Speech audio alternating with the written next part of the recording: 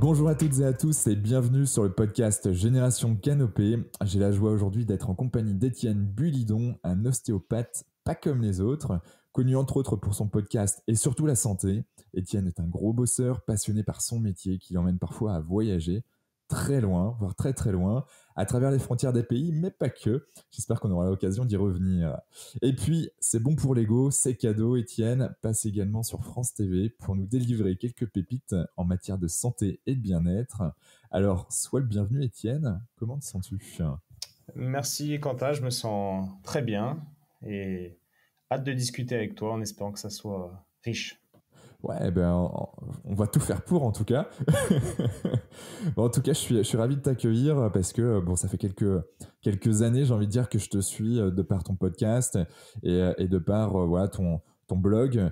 Et voilà, j'ai envie d'en savoir un peu plus avec le personnage, d'échanger sur les différentes problématiques, bien sûr sur l'ostéopathie, mais pas que, sur la santé de manière générale, mais sur la vie également, parce que tu as pu voyager dans un certain nombre de pays, bien sûr l'Europe, mais pas que, sur les différents continents. Et puis tu as rencontré de belles personnes, je crois. Donc l'idée, c'est aussi de partir dans ces horizons pour comprendre comme quoi le voyage, c'est chouette aussi.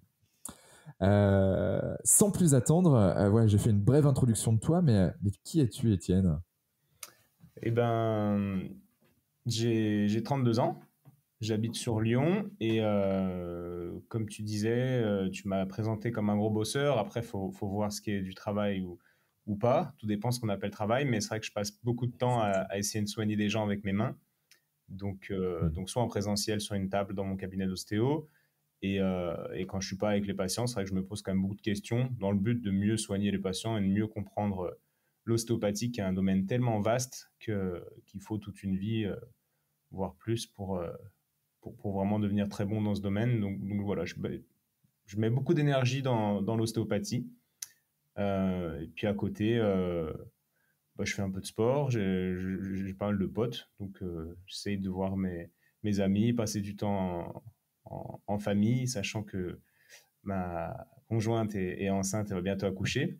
Donc Ah, voilà, félicitations, trop cool. j'essaie de passer quand même du temps avec ces deux personnes. Et puis voilà quoi, je lis beaucoup aussi. Et Ouais. ouais, voilà pour me présenter. Bon, ben, en tout cas, ça permet de voir un bel horizon de toi. Tu lis quoi, toi, en ce moment ? Alors là, en ce moment, le problème, c'est que je lis souvent les livres des gens que je vais voir en podcast pour pas arriver Ouais, sans les connaître.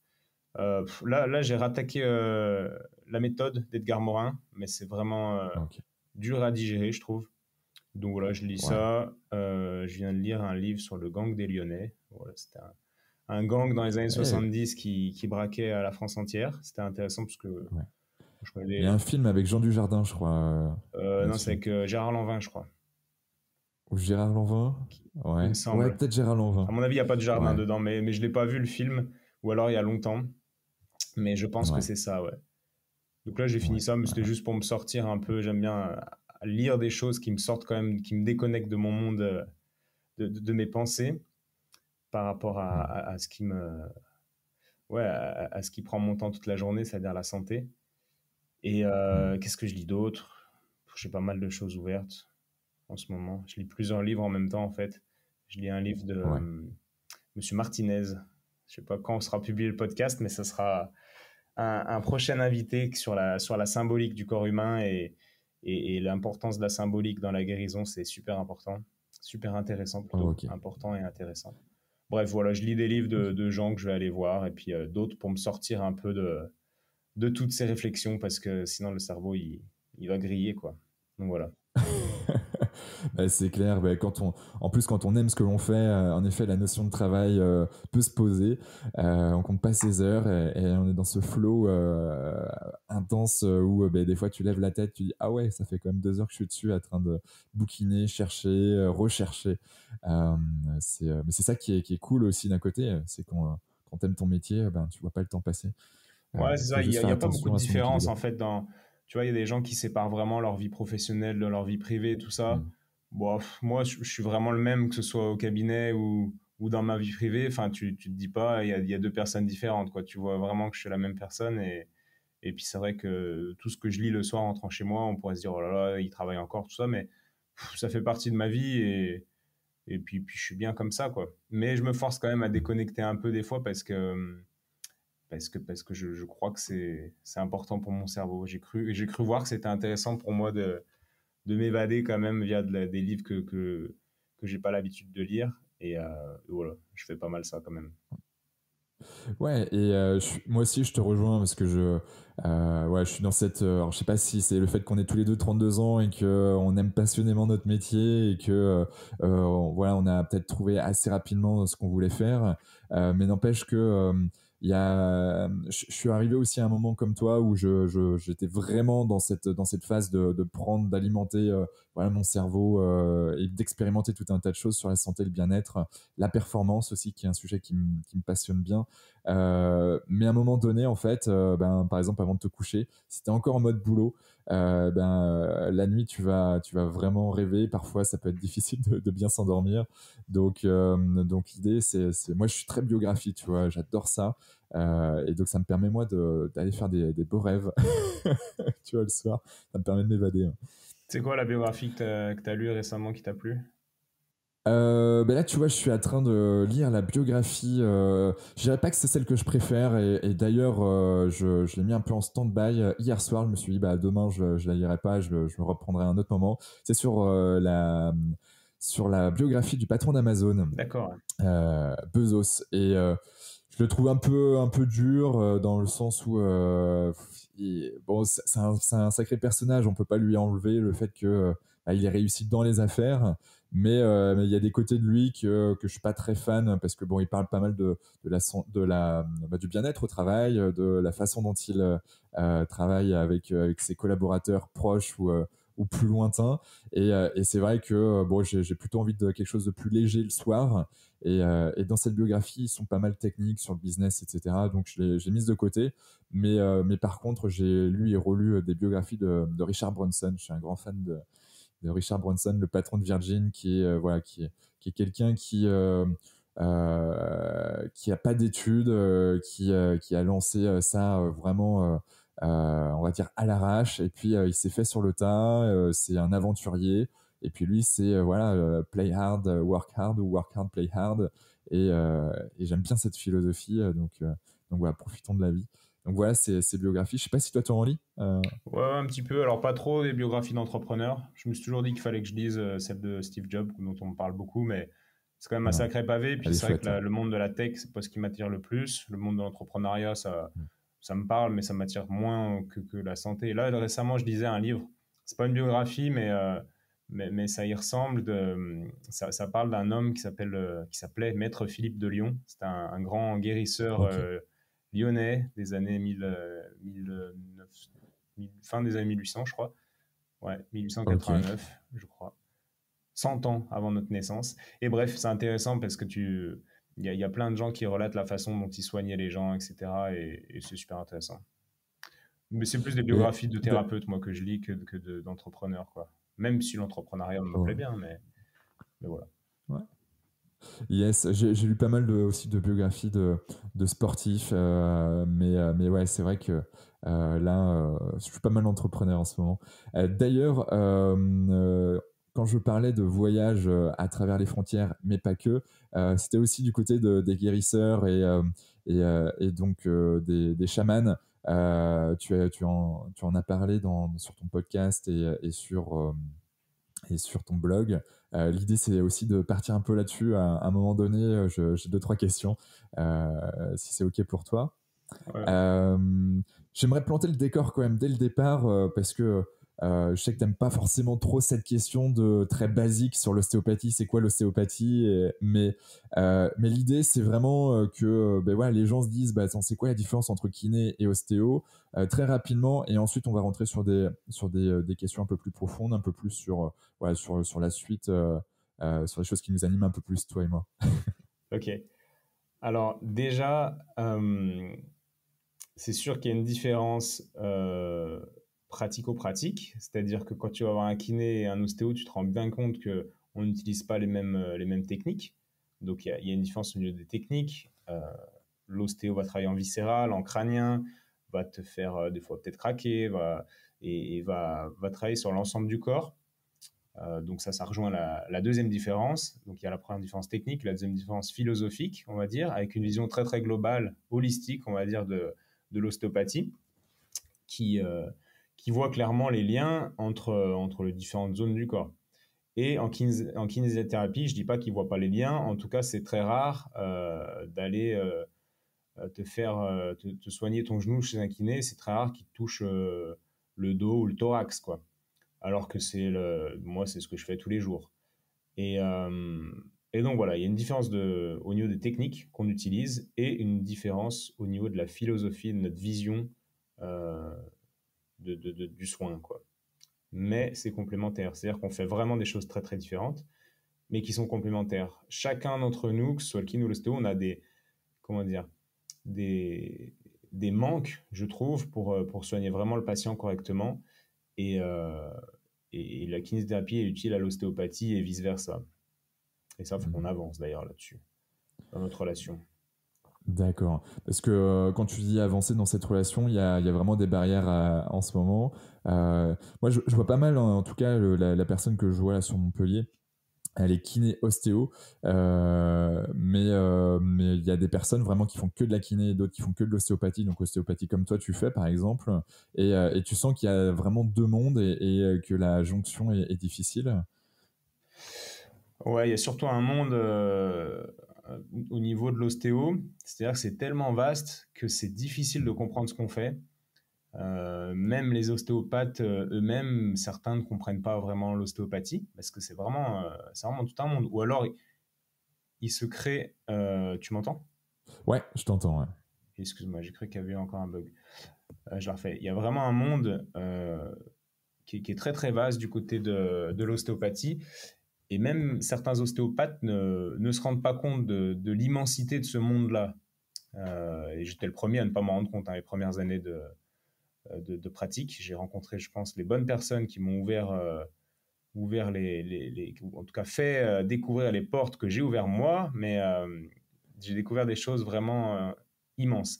Et dans ce monde-là, bah, il faut y être en fait pour vraiment le comprendre. C'est comme je pense, hein, comme un peu le monde des chamans. Bon, tu sais que ça existe, en tout cas qu'ils le perçoivent, ce monde-là, mais faut être dedans quoi pour vraiment l'appréhender. Et c'est un peu pareil en ostéopathie, c'est-à-dire que c'est dur de nous comprendre. Et puis il y a aussi quelque chose qui est vrai, c'est que il y a beaucoup de gens, que ce soit des kinés ou n'importe qui, hein, mais qui n'ont pas trop d'énergie à mettre pour essayer de comprendre les autres, quoi. Mm. Et donc, ça crée des barrières. Un monde difficile à comprendre. Nous qui voulons bien que les autres essayent de comprendre, mais bon, on a parfois du mal à expliquer ce qu'on fait, ça faut le dire. Et puis des gens qui s'en foutent un peu, quoi, au final, Ouais. de notre monde, qui s'y intéressent pas forcément. Donc, ça fait beaucoup de petites barrières comment dire, qui se répercutent un peu sur le patient parce qu'une prise en charge vraiment optimale, euh, Ouais, alors, 360. je dis pas qu'un kiné et un ostéo suffit à prendre en charge tout type de problème, mais si on reste sur l'appareil locomoteur, qui regroupe pas mal de problématiques pour lesquelles les gens vont voir les kinés et les ostéos, ben, on aurait vraiment beaucoup de choses à faire ensemble, les kinés et les ostéos, et je parle pas d'un mec qui fait les deux, mais je parle d'un kiné qui fait que de la kiné et très bien, et d'un ostéo qui fait de la très bonne ostéopathie. Et je pense qu'avec ces deux types de personnes, on serait beaucoup plus efficace qu'en travaillant chacun dans notre coin. Mais il faut trouver les personnes avec qui tu matches, etc. Et c'est pas simple. Moi, j'ai la chance d'en avoir quand même trouvé un certain nombre autour de moi, mais je sais que c'est pas le cas de tous mes collègues ostéo et kinés, quoi. Ouais, ouais, ouais. Bah, en tout cas, c'est un peu plus clair sur l'ostéopathie et la kinésithérapie. Bon, voilà, les grands mouvements, les petits mouvements. Je vais pas être si réducteur, non, t'inquiète pas. Mais en tout cas, ça permet de voir aussi qu'il y a une philosophie un peu plus, j'ai envie de dire, peut-être mécanique dans la kinésithérapie, scolaire, peut-être presque même. Et de l'autre côté, ostéopathie, c'est quelque chose de plus philosophique, même si ben voilà, il y a de la, il y a de la pratique, de l'expérimentation, mais voilà, avec des résultats qui sont complémentaires, quoi qu'il arrive. Ouais, c'est pas mal dit. C'est très, très axé sur la biomécanique Ouais. scolaire, on va dire, la kinésithérapie. Et l'ostéopathie, bien sûr que tu connais un peu la biomécanique, mais il y a une dimension plus subtile Mm. euh, que t'as pas forcément, que t'as pas en kiné, quoi, tout simplement. Et, Yes. et c'est ce qui fait cette dimension-là, un peu spirituelle, etc., nous fait aussi du tort. Mm. Mais bon, qu'on ait fait que de matière et qu'il n'y a pas quelque chose comment dire, de magique et d'incompréhensible en nous, quoi, en l'humain, c'est quand même. Enfin, moi, Se mettre des belles je œillères. comprends pas comment on peut. C'est se mettre des belles œillères, exactement, ouais. Voilà. Mais ouais, on est tous au courant, on sait qu'il y a quelque chose de plus grand que nous, une certaine, voilà, il y a des choses un peu inexplicables parfois. Même tu parlais de chaman, tu parlais voilà, de guérisseur. J'ai eu l'occasion, voilà, j'avais mal au dos, je suis allé voir plusieurs fois mon ostéopathe, kiné. Ça voulait pas passer, je me suis dit, bah mince, j'essayais de travailler sur moi psychologiquement. Et je suis allé voir un prof de Reiki, un maître Reiki, qui est aussi énergéticien et aussi chaman. Et du coup, je suis allé le voir. Je lui ai dit, bon, mais voilà, ça fait 1 mois et demi, j'ai cette aiguille dans le dos, je n'arrive pas à l'enlever. J'ai les cervicales pareil, qui sont hyper fragiles en ce moment. Euh, et puis bah, du coup, après une séance d'1 heure, ben, la douleur avait complètement disparu. Lui ne savait pas vraiment. Il me dit voilà, je fais ça depuis plusieurs années, je suis maître Reiki, mais j'ai du mal à expliquer encore pourquoi certains n'ont plus de douleur après mon heure avec moi-même, mon heure avec mon patient, pardon. Et puis après, je lui ai dit qu'est-ce que tu as fait. Et donc, voilà, il a dit j'ai travaillé sur plusieurs points, bien sûr d'un point de vue énergétique, mais aussi sur le fait que pour voir si tu n'avais pas des sorts, si tu n'avais pas des choses comme ça. C'est vrai que moi, je suis quelqu'un, on va dire, qui peut partir très loin, qui est très ouvert. Mais là, c'était un monde qui, pour moi, était vraiment assez spécial, où je me suis beaucoup interrogé sur ce monde où je me dis, bah, ouais, en effet, ça fonctionne. Mais il me dit que j'avais des épées au niveau de la gorge, bon, qu'il a enlevé. C'était assez dingue, je trouvais.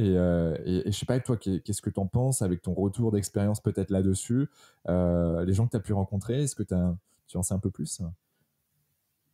Ouais, alors la question est extrêmement vaste et je sais pas Ouais. si je vais y répondre de manière précise, mais c'est sûr que ça existe ces choses-là, tu vois. Mais que ce soit un chaman, un magnétiseur ou ton maître Reiki ou une passeuse d'âme ou ce qu'on veut, bien sûr que ça existe. Tu peux pas. En tout cas, ils font des choses que les gens lambda ne comprennent pas et c'est Mm. normal. Mais il se passe des choses parce qu'il y a des guérisons assez miraculeuses, tu vois, quand tu vas chez ces gens-là. Alors, pas tout le temps, mais de la même manière que tu guéris pas tout le temps quand tu vas voir ton kiné ou ton ostéo. Mais il Ouais. y a vraiment des choses super intéressantes qui se passent. Donc, c'est encore une fois, nier cela, c'est se mettre des œillères. Mm. Et c'est plus facile hein, de se mettre des œillères dans la vie quand tu préfères être dans tes certitudes, c'est peut-être plus confortable. Moi, j'ai tendance à aimer l'inconfort, si tu veux, donc Ouais. je m'y intéresse à tout ça.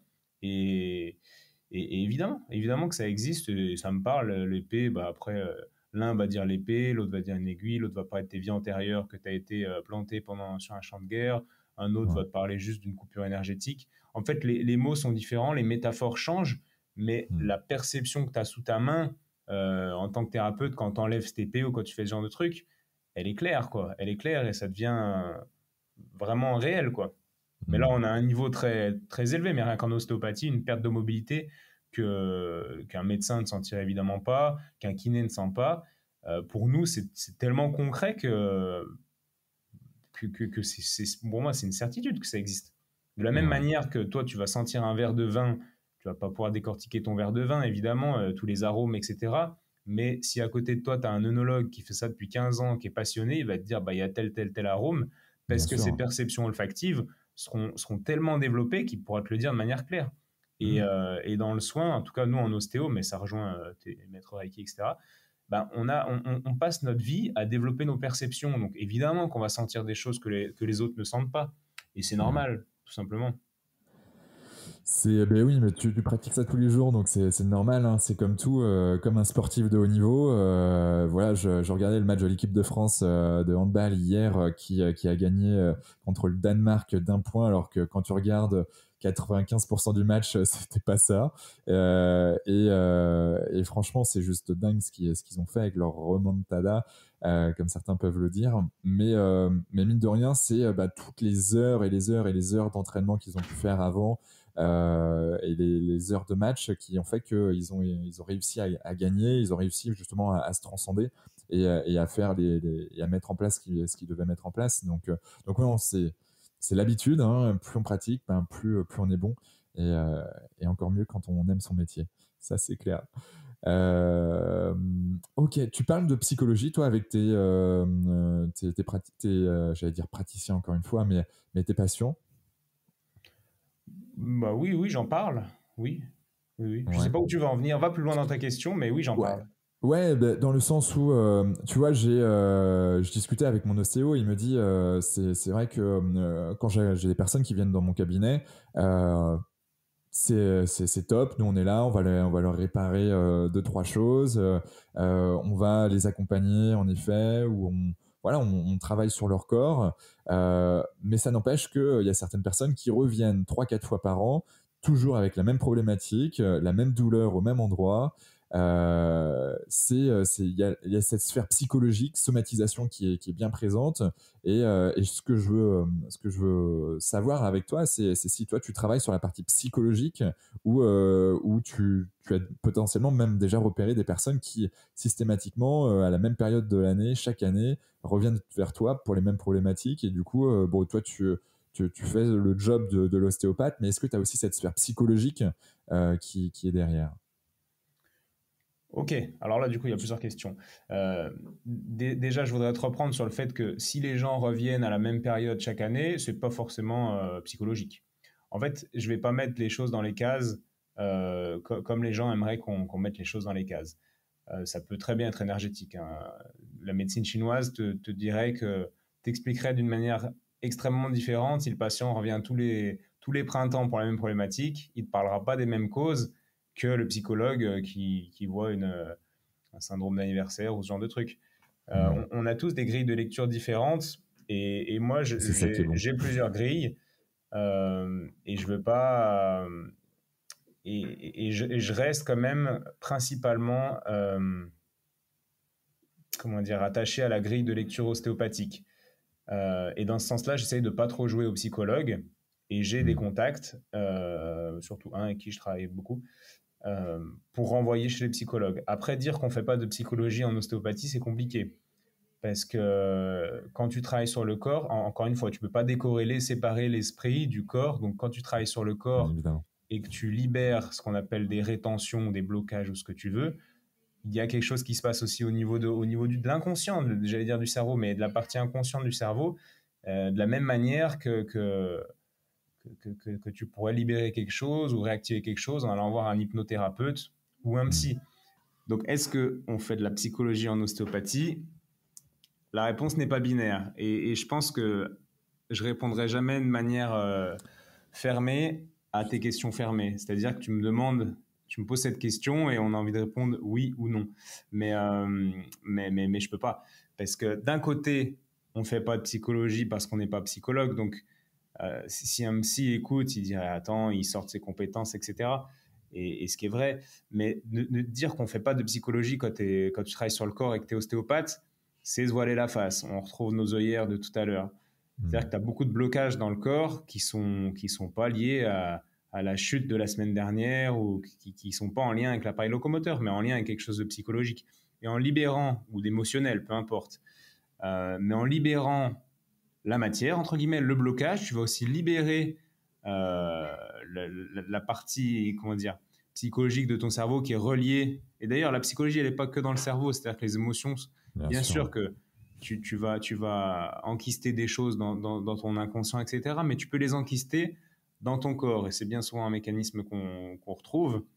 Et quand tu libères ces kystes d'informations, ces rétentions, tu appelles ça ce que tu veux, ces blocages émotionnels, Hmm. et ben indirectement, tu fais de la psychologie. au final. Ouais. Je sais pas si tu vois ce que je veux dire. Bien sûr, ouais. J'ai interviewé Éric Marlien sur ce podcast. Je sais pas si tu le connais. Non. Éric Marlien, c'est un kiné, ostéopathe et qui a beaucoup travaillé sur la théorie polyvagale. Euh, il a fait des bouquins d'ailleurs là-dessus et c'est quelqu'un voilà, qui est assez connu sur la théorie polyvagale et même sur d'autres sphères, on va dire, plus ésotériques également. Et franchement, c'est une chouette personne et il parle notamment du stress et de la somatisation et tout cet aspect psychologique qu'on peut retrouver dans le corps et comment les libérer derrière. Donc, voilà, épisode passionnant, je t'inviterai à l'écouter si tu veux. Ouais, j'irai voir, je crois même que je l'avais téléchargé. Ouais. Mais voilà. Et oui, nier le fait que le corps enquise de l'information et impacte ta psyché, on va dire, c'est ne pas avoir les choses, c'est se voiler la face, encore une fois. Donc oui, indirectement, on fait de la psychologie pour répondre de manière binaire à ta question. Ouais. Ouais. L'idée, c'était vraiment de ça, de me dire que ben voilà, il n'y a pas de différence entre, où il n'y a pas, je veux dire, juste le corps d'un côté, l'esprit de l'autre. Non, tout ça est vraiment dans un mode où, ben, holistique, où tout est connecté, interconnecté. Et, euh, et l'impact ben voilà, des discussions qu'on va avoir avec notre praticien aura automatiquement un impact sur notre corps, en tout cas de manière minime ou beaucoup plus grande, je le pense profondément. Donc, ok, donc voilà, on est bien sur cette sphère et c'est important justement d'être à l'écoute et même, mine de rien, le fait d'être au contact, de dire ok, t'as mal quelque part, vas-y, explique-moi, montre-moi où est-ce que c'est, etc. Et de tout simplement d'être à l'écoute, ben, c'est déjà en fait pour moi une part psychologique que tu vas avoir avec ton patient parce que ben, la personne va pouvoir se livrer davantage, va pouvoir extérioriser. Tu vois, dans le milieu de la psychologie, on dit tout ce qui ne s'exprime pas s'imprime. Ben c'est un peu ça, le fait de décortiquer avec des questions, voilà ce qui se passe dans ton corps, dans ton esprit pour faire ressortir ça. C'est ça. Sauf que nous, les questions, moi, je les pose un petit peu verbalement, si tu veux, mais les questions sont d'abord adressées au tissu, via mes mains, au corps du patient, si tu veux. Okay. Et j'aime beaucoup l'idée, et je le fais encore une fois tous les jours, d'interroger le corps avant le patient. C'est-à-dire que souvent, je zappe un petit peu l'interrogatoire, et puis je vais voir tout de suite le corps, puis je reprends l'interrogatoire sur la table une fois que j'ai senti des choses pour mettre... tu perds moins de temps, quoi, et tu te fais pas biaiser par des choses... en fait, il y a beaucoup de praticiens, peut-être pas en ostéopathie, mais qui interrogent avec le mental, avec le cerveau, tu vois, qui disent alors, quels sont tes antécédents? Ok, tu as eu une telle entorse. Ah oui, d'accord, entorse, machin, truc. Et bon, moi, je réfléchis pas trop comme ça, même si c'est dans un coin de ma tête, mais j'essaie de faire abstraction de tout ça et de me fier à ma perception. Parce que tu peux avoir une entorse, deux entorses, 10 entorses, ça se trouve, c'est pas ces entorses qui vont avoir un impact. Et le lien, c'est pas un lien intellectuel que tu vas faire entre l'entorse, par exemple, et le mal de dos du patient. C'est un lien tissulaire. Et donc, savoir tout l'historique, il y a des gens qui viennent avec un listing pas possible, pour moi, ça n'a pas vraiment de sens parce que tu vois vraiment ce qui ressort sous les mains. Mais encore une fois, il faut avoir des mains. Comme l'œnologue dont on parlait tout à l'heure qui sait décortiquer un vin, si tu sais pas décortiquer un vin, ça sert à rien de faire des dégustations, quoi. Enfin, d'animer des dégustations. C'est clair. Il y a plusieurs choses. Excuse-moi, vas-y. Et donc ça rejoint cet interrogatoire et ces liens entre les différentes zones du corps. Tu es obligé de le faire. Je me mets à la place du mec qui a pas de main. J'entends pas de main par le fait qu'il a jamais développé sa perception plus que ça bloque pas, quoi.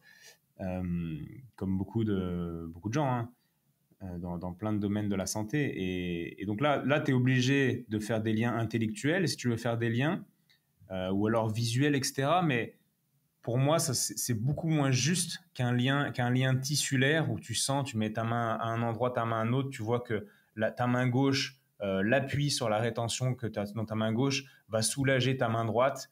Enfin, c'est tellement clair que ça me paraît beaucoup plus juste de se fier au tissu que de se fier à ce que raconte le patient et et à ton mental au final.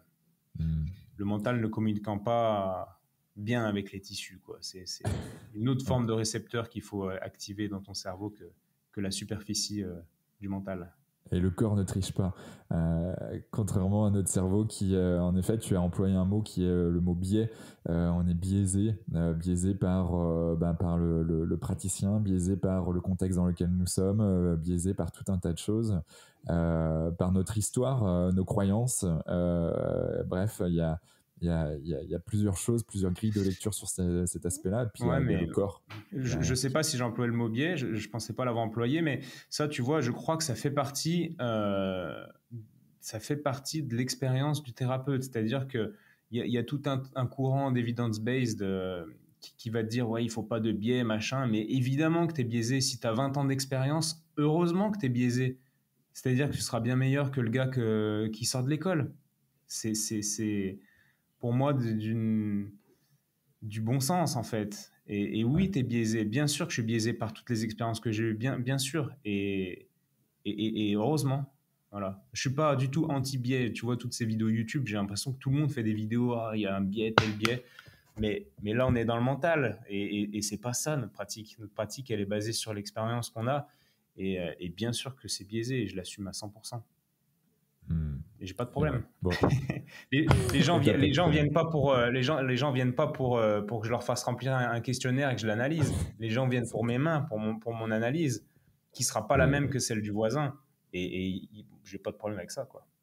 Ouais, ça se voit et c'est complètement ok. Et au contraire, ce qu'ils veulent aussi, c'est des résultats. C'est pas que une grille d'analyse, un diag, et puis voilà. C'est aller plus loin. Ils veulent des résultats et ils veulent aussi des gens qui ne trichent pas, tu vois. Moi, je pense qu'une des choses qui me caractérise et qui fait que les gens font confiance, c'est que je triche pas. C'est-à-dire que si je sais pas, je le dis, j'ai aucun problème. Je le dis et surtout, je cherche. Et du coup, j'ai plein de gens qui viennent pour des problèmes que j'appelle complexes. Et c'est pas grave, j'assume. C'est quoi un problème complexe pour toi? Ben, faut reprendre la définition du mot complexe parce que déjà qu'elle soit à peu près la même pour tout le monde, c'est-à-dire que on peut appeler ça multifactoriel. Complexe dans le sens où il y a pas une origine. C'est-à-dire que tu as un résultat qui est le symptôme pour lequel le patient vient de consulter, et dans les origines de symptômes, il va avoir plusieurs sources. Et moi, j'aime bien appréhender les problèmes en regardant les potentielles multiples sources. Et donc, ça peut être une grosse source psychologique, mais ça peut être aussi un blocage, une restriction de mobilité, une rétention viscérale de tel ou tel organe. Ça peut être un blocage mécanique pur. Et souvent, c'est l'ensemble de ces trois choses. Et donc, tu vas voir, désolé pour le kiné, mais tu vas voir le kiné, il va dire, faut travailler la mobilité lombaire. Effectivement, les lombaires sont raides. Mais en fait, il faut être capable de voir autre chose. L'humain n'est pas un ensemble d'os et de muscles. Et ne voir que l'appareil musculo-squelettique est une grande est une erreur, c'est se mettre des œillères, encore une fois. Et moi, j'aime appréhender le patient en considérant différents systèmes. Son système méningé, l'axe crânio-sacré, son système musculo-squelettique, évidemment, son système viscéral, qui est un système que peu de gens vont investiguer. Et tous ces systèmes interagissent les uns avec les autres.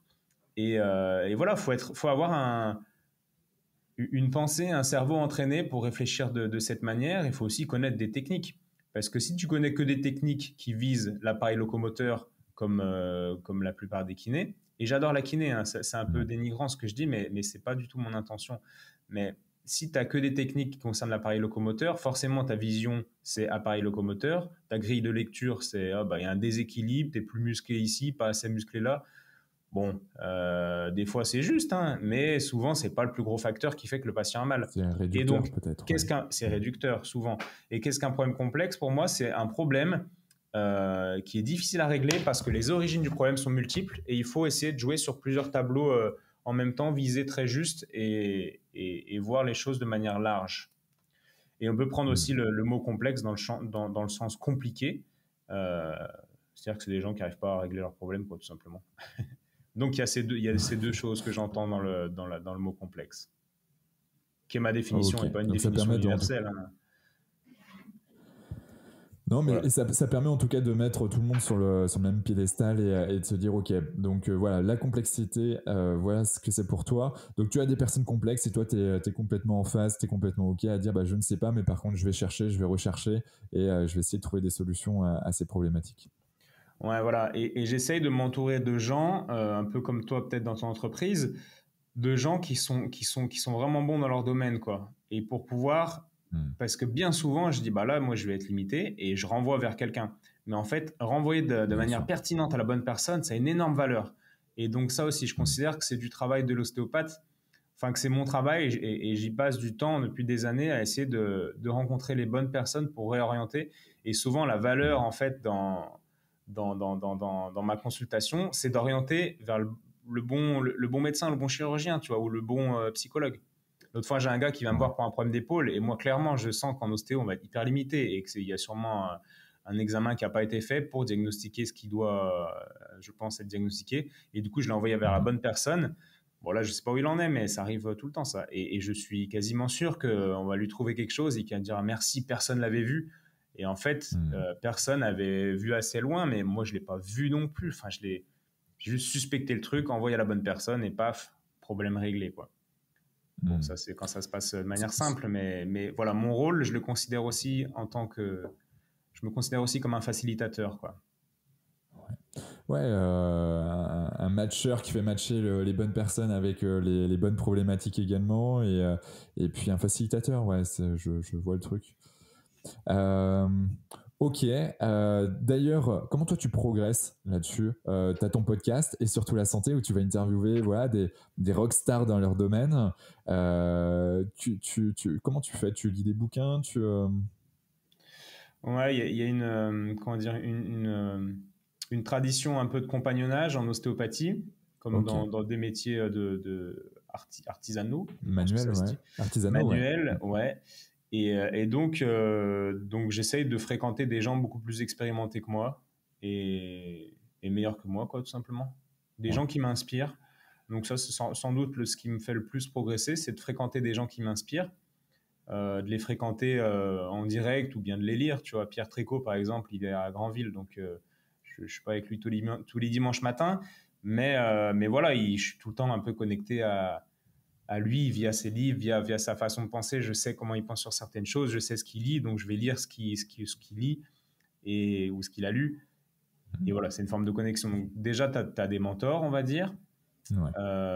Puis après, j'ai des gens, enfin les patients me font progresser aussi. La complexité des cas des patients me fait progresser parce que je suis jamais trop dans mon confort. L'exigence des patients qui sont parfois des sportifs professionnels avec des gros enjeux, etc., me font progresser Ouais. parce que voilà, je suis pas. En fait, c'est de ne pas être dans le confort, quoi. Et c'est le challenge Hmm. avec lequel je suis OK, parce que j'ai 32 ans, j'ai de l'énergie, peut-être qu'un jour je voudrais moins me faire chier, mais pour l'instant j'aime le challenge et je pense qu'il y a ça qui me fait progresser. Et évidemment les lectures et le temps que tu passes à bosser, quoi, parce que les petites clés, les clés pour ouvrir les portes qui sont pour l'instant fermées, se trouvent dans les livres. Et des fois tu vas lire un livre et il y a juste un passage où tu vas te dire bah ah ouais, en fait ça c'est pas mal, puis après tu ressasses un peu ça et puis c'est un passage qui s'ajoute à d'autres choses que tu avais en tête et qui crée quelque chose de sympa qui va te permettre d'avancer sur certaines situations dans lesquelles tu bloquais. Hmm. Donc ouais, c'est un ensemble, quoi. J'ai pas de méthode stricte, mais c'est un mix de tout ça, je pense. Yes. Tu prends des notes, t'as un bouquin, je sais pas, un book particulier où tu vas mettre voilà, par catégorie tout ce que tu retiens ou tout est dans ta tête. Non, non, malheureusement, ma tête, elle retient peu de choses. J'ai plein de calepins, Ouais. mais c'est désorganisé là depuis quelques temps. J'ai pas mal de potes un peu blogueurs, des gars qui écrivent sur le deuxième cerveau. Alors Ouais. pas l'intestin, mais sur se construire un second cerveau avec des Ouais. applis, machin. C'est un peu des trucs de geek, tu vois. C'est pas du tout Ouais, bah, avec mon le truc de no-code base. notamment, tu peux faire plein de choses. Voilà. Ouais, ouais, ouais. Mais donc là, j'utilise Notion. Je sais pas si ça te Ouais, parle. bien sûr, ouais, ouais, je connais très bien. Ok. Donc là, j'expérimente ça. C'est pas mal. C'est vraiment pas mal. Ouais. Mais sinon c'est plus un apprentissage. Là, les 15 dernières années, ça a plus été un apprentissage, comment dire, naturel. Ouais. Ouais. Mais je crois que c'est intéressant d'utiliser des petits outils plus où les choses sont mieux organisées que dans des calepins où tu as des notes sur tout et rien. Et voilà ce qui a été ma méthode pendant longtemps. Ouais, ben après maintenant Notion, ouais, avec des liens que tu peux faire, tu peux vraiment organiser ça de manière structurée, que ça soit joli et que ça donne envie d'y aller. Parce que des fois tu prends des notes, mais c'est parfois illisible. Quand je dis c'est plutôt pour moi que je parle. Ouais, non, Et, non, mais pour moi aussi, pour le coup, ouais. Ouais. donc c'est important, je pense, de structurer. J'utilise pas mal les notes. Moi, je suis sur Apple, donc iPhone, Mac. Mhm. Et c'est vrai que je structure pas mal là-dessus aussi. Je trouve ça, je le fais pas depuis très très longtemps, mais c'est Ouais, moi aussi, redoutable. j'utilise pas mal Evernote, mais ça, c'est plus pour la partie, comment dire, la partie mentale, la partie cartésienne de ce que j'apprends. Parce Ouais, que ce qui est intéressant, tu vois, j'utilise aussi un calepin là depuis quelques temps. ouais. Euh, et je note mes ressentis que j'ai pendant la séance. Hmm. C'est-à-dire, et mes idées. Et à la fin de la séance, je prends 2 minutes, et je dis, ah putain, j'ai senti ça, tel lien, machin. Et ce qui est assez intéressant en ostéopathie, c'est que tu te rends compte qu'en fait, quand tu relis tes notes, tu les as intégrées. C'est-à-dire que Hmm. tout ce que tu vis dans tes mains, dans ton corps, au final, en tant que thérapeute, c'est quand même assez intense. Et ça va dans une bibliothèque. Enfin, cette connaissance-là se perd moins que la connaissance L'écoute. intellectuelle, si tu veux. Ouais. Hmm. Ouais. Et c'est assez intéressant, quoi, de voir que ouais, tout ce que je note, c'est des choses que je me dis, mais putain, j'étais si con que ça il y a 6 mois, je découvrais ça, alors que maintenant, c'est une évidence, tu vois. Il y a ce Ouais. phénomène d'empilement de connaissances qui est, qui est pas, voilà, qui se fait pas au même endroit que les connaissances cartésiennes, quoi, Ouais. intellectuelles. Et c'est génial à plusieurs égards, au moins à deux. Un, en effet, ça te permet de prendre conscience de ta progression et de te dire waouh, voilà où est-ce que j'étais il y a 6 mois, voilà où est-ce que j'en suis aujourd'hui. Donc, mine de rien, pour le moral, pour le mindset, pour tout ce que tu veux, mais en tout cas, ça fait du bien de se dire que il y a une évolution qui se fait à travers le temps et que tu es en constante progression. Et puis deux, ça soulève un point qui est encore une fois, hein, on le redit, mais l'expérimentation, une fois de plus, permet d'apprendre, d'ancrer des choses dans son corps, dans son cerveau, beaucoup plus que si j'écoutais, même si j'adore les podcasts, j'en écoute voilà, plusieurs heures chaque semaine, mais mine de rien, il n'y a pas les mêmes informations qui sont intégrées. Euh, Exactement. Et c'est un peu comme, tu sais, je crois que tu avais prévu de parler de voyage, mais ouais, en voyage, tu développes un truc qui s'appelle l'intelligence de rue. C'est pas le bon mot, mais en anglais, ils disent être street smart. Et cette ouais, intelligence, tu vois, c'est des choses, il t'arrive un truc, bah, tu vas pas le noter dans ton cahier, ah bah oui, alors là, je me suis fait agresser, j'avais telle attaque. Non, tu l'as en toi, tu vois, c'est quelque chose ouais. qui s'ancre dans ton inconscient. Si tu l'intègres en toi. Et c'est Mm, ce genre d'intégration qu'on a en ostéo. Donc, ouais. c'est pas, donc dans mon apprentissage, c'est beaucoup basé, ça passe beaucoup par ce genre d'empilement de connaissances qui ne se situe pas forcément dans mon cortex avec toutes mes connaissances intellectuelles, machin. Mm. Voilà. Je tiens à préciser parce qu'il y a, voilà, il y a tout un courant d'ostéo et de kiné qui sont au final plus des cerveaux sur pattes que des vrais thérapeutes, quoi. Qui Mm. réfléchissent et qui soignent avec le cerveau, ce qui est beaucoup moins efficace que soigner avec le cœur et le reste, Ouais, selon moi. Donc voilà, je tenais à préciser ça. ouais. Ah, donc, t'es un vrai mec du terrain et qui aime ça, quoi, qui aime son métier. Ah, mais Ça, je pense que ces gars-là aiment ça aussi. Mais, et je sais pas si c'est que je suis un mec du terrain, mais en tout cas, j'ai tellement vu de gens très très bons, de très bons thérapeutes, et puis je vois mes résultats. Enfin, je sais qu'il y a tellement de choses qui se passent ailleurs que dans le cerveau, que mm. dans le cortex, pour, euh, pour simplifier, que voilà, je tiens à le dire, c'est un podcast, les gens écoutent. La thérapie, je te disais que je lisais des biographies de guérisseurs, de choses comme ça. Ouais. Ben, il n'y en a aucun qui va te parler d'études scientifiques, d'études randomisées, de méta-analyses, de machins comme ça. Non, ça se joue pas à ce niveau-là, en fait.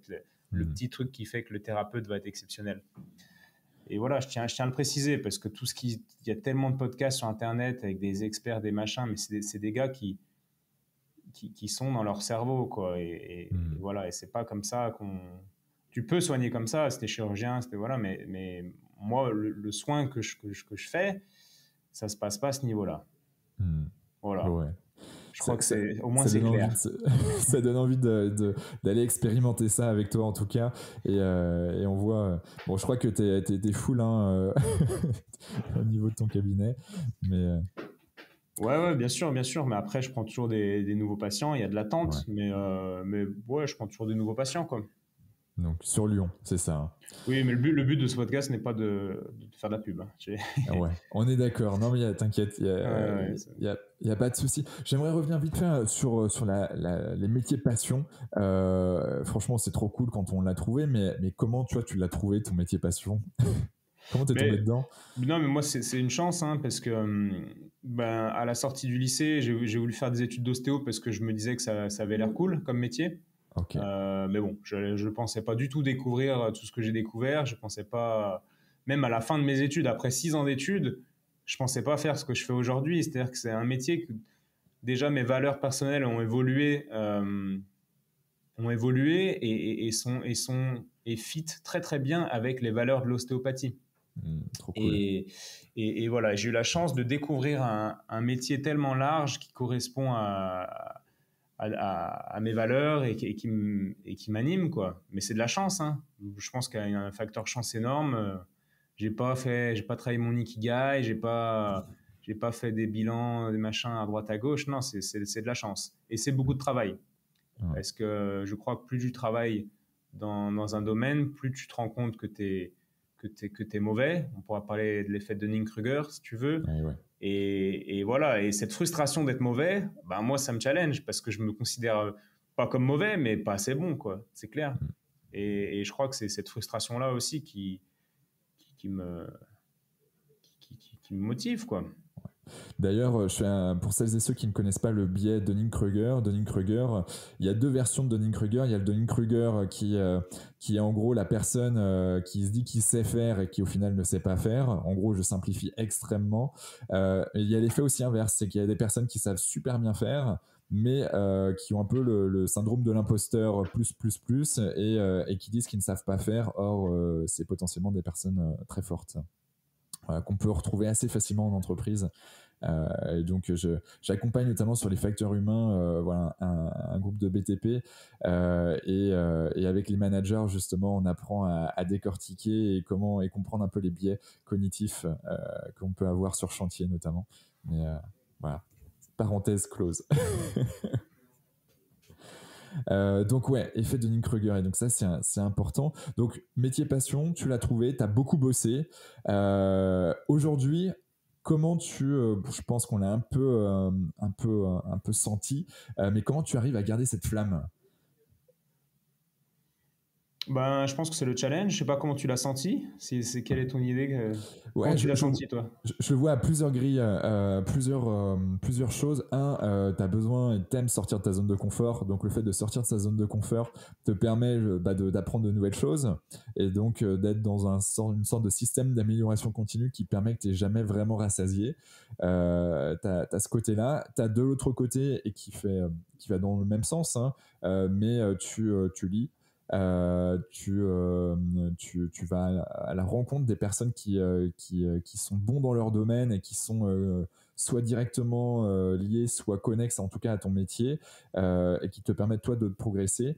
Et je pense que tout ça, là, entre le podcast, ce que tu peux publier, le fait d'être dans certains médias, ça te permet voilà, de sentir que tu es aussi utile. Et le fait de sentir qu'on est aussi utile, je pense qu'on a, bah, ça nous remplit, pas totalement, bien évidemment, mais ça nous permet d'avancer et de se dire qu'on est aussi au bon endroit parce que on voit que les résultats fonctionnent.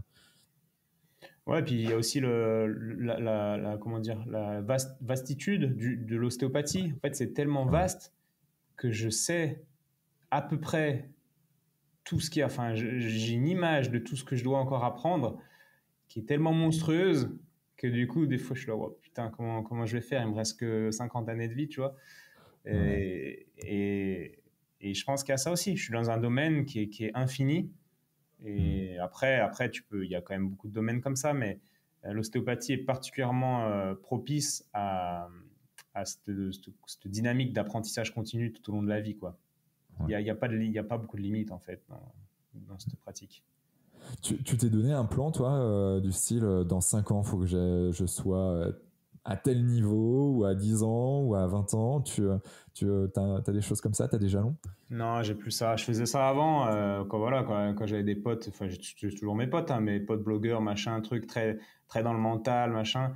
Maintenant, non, moi, ma vie, tu vois, je serais millionnaire, ça sera à peu près la même. Je travaillerais peut-être un peu moins Ouais. en consulte, mais non, non, non. Continuer à faire ce que je fais, rester en bonne santé. Et... Non, j'ai pas vraiment de plan, quoi. Je verrai Yes. ce qui se passe. Ouais. Parce que en fait, je suis bien, là, vraiment, je suis bien. Je me vois pas. Si tu me dis tu restes comme ça toute ta vie, ça me va, hein. Bon, Ouais. bah, c'est trop cool quand t'es au bon endroit, au bon moment. Bah ouais, t'es comme ça, quoi, t'es bien.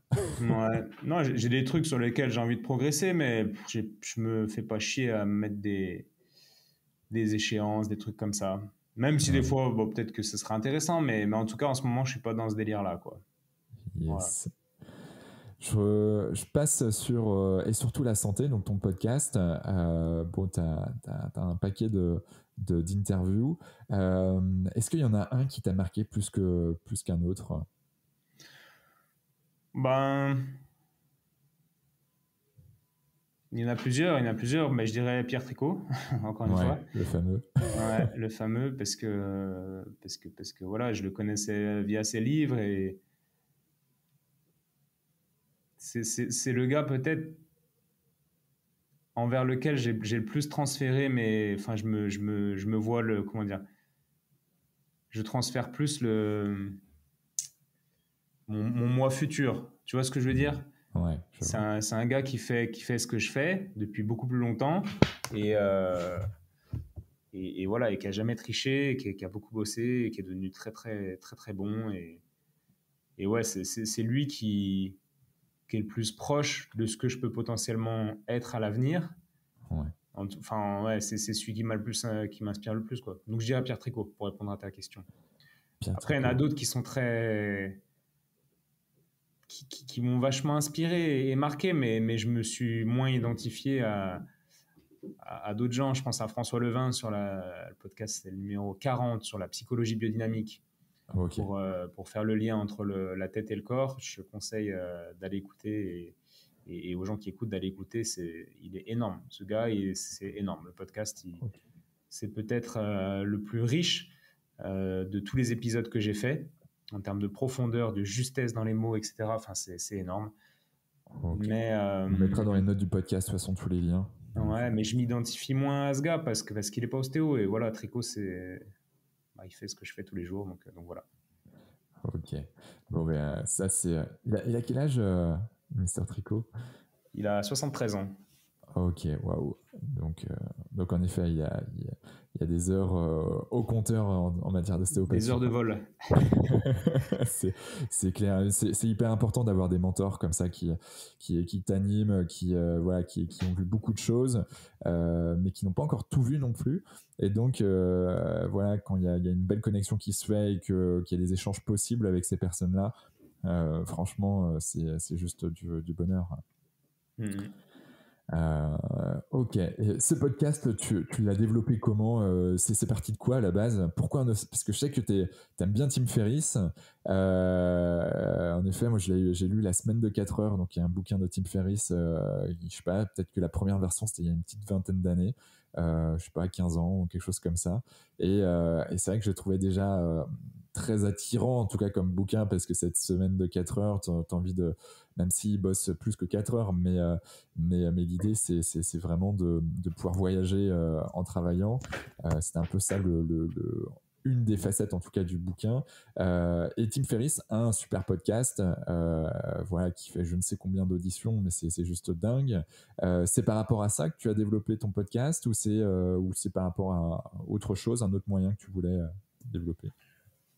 Bah, c'est pas que par rapport à Tim Ferriss, même si oui, c'est vrai que j'aimais bien Tim Ferriss. Dans ma période où où j'essayais d'optimiser les trucs, machin, tu vois, que j'étais un peu Je crois qu'on est passé par là, moi. dans ce genre de choses. Ouais, Hein. on est tous passés par cette période, je pense.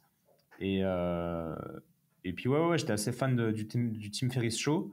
Ouais. Et puis après, j'ai toujours aimé poser des questions. Tu vois, en classe, je posais beaucoup de questions aux profs. Ça faisait marrer un peu les copains des fois. Et puis moi, enfin, j'ai jamais trop compris les gens qui n'avaient pas de questions, quoi.